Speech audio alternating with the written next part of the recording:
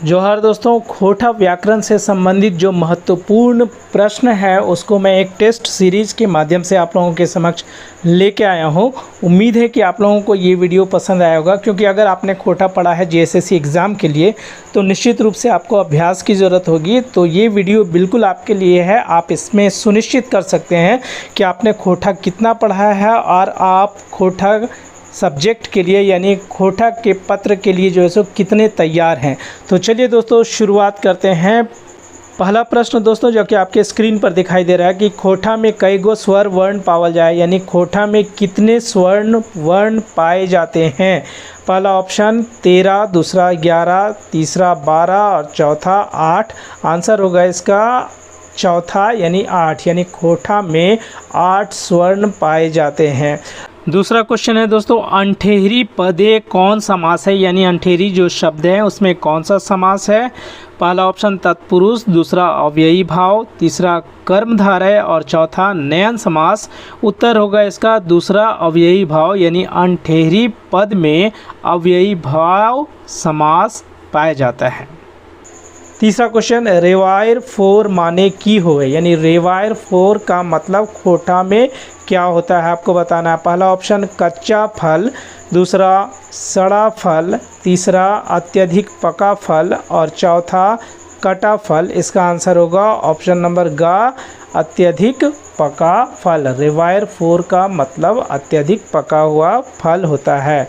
चौथा प्रश्न देखिए, दूध देवे वाली गाय के खोटा में का कहल जा है, यानी जो दूध देती है उस गाय को खोटा में क्या कहा जाता है। ऑप्शन नंबर का दुधारू गाय, खा में देखिए फेटाइन, गा में मेनी गाय और चौथा जो है वो है लाघैर। आंसर होगा इसका चौथा नंबर लाघैर, यानी दूध देने वाली गाय को लाघैर कहा जाता है।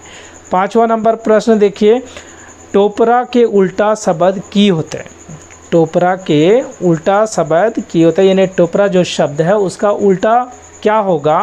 पहला ऑप्शन कोपरा, दूसरा बाजरा, तीसरा डाबर और चौथा मांझा। आंसर होगा इसका डाबर, यानी गा नंबर आंसर, यानी टोपरा का उल्टा शब्द डाबर होगा। दोस्तों आप भी जो है सो प्रश्न को देखते जाइए और जिस प्रश्न का उत्तर आप जानते हैं उसे कमेंट बॉक्स में जो है सो लिखते जाइए, ताकि आपको ये पता चले अंत में कि आपने जो है सो इन प्रश्नों में से कितने सही किए और कितने गलत किए। आप खुद जांच कर सकते हैं दोस्तों।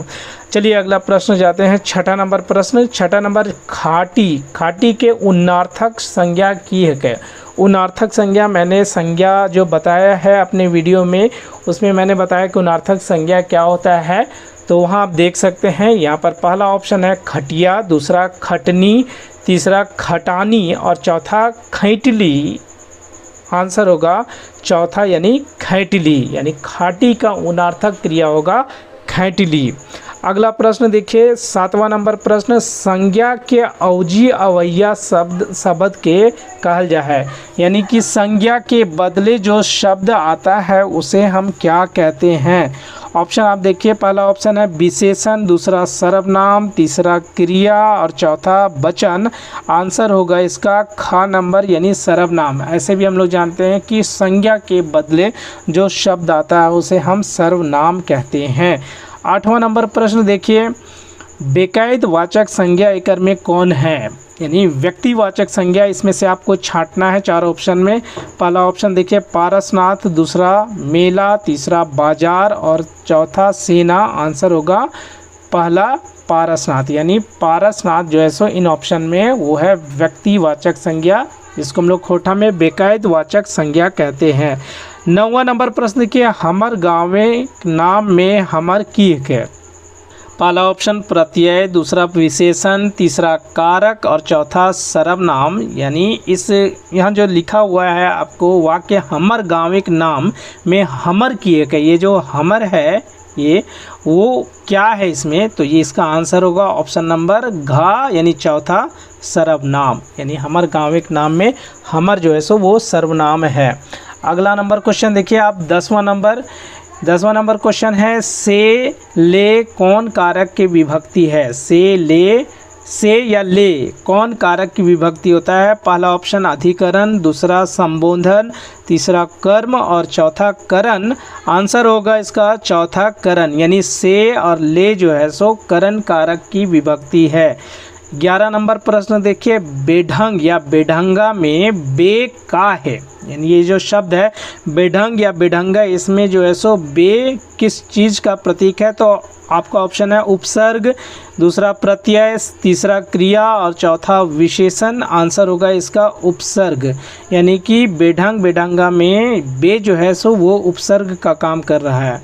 12 नंबर प्रश्न देखिए, गेंडरा, गेंडरा शब्द एक हिंदी माने की हतै, यानी गेंडरा जो है शब्द उसका हिंदी माने, खोटा शब्द है ये, इसका हिंदी माने क्या होता है? ऑप्शन आप देख सकते हैं, लंगड़ा, बी टुकड़ा, सी बिछावन और डी माला। आंसर होगा इसका खा नंबर, यानी टुकड़ा। गेंडरा का मतलब होता है टुकड़ा। अगला प्रश्न देखिए आप, 13 नंबर चिकन के उल्टा शब्द की होता है, यानी चिकन जो है उसका उल्टा क्या होगा? ऑप्शन आप देख सकते हैं, पहला में फिकन, दूसरा नरम, तीसरा नरखस और चौथा खरकस।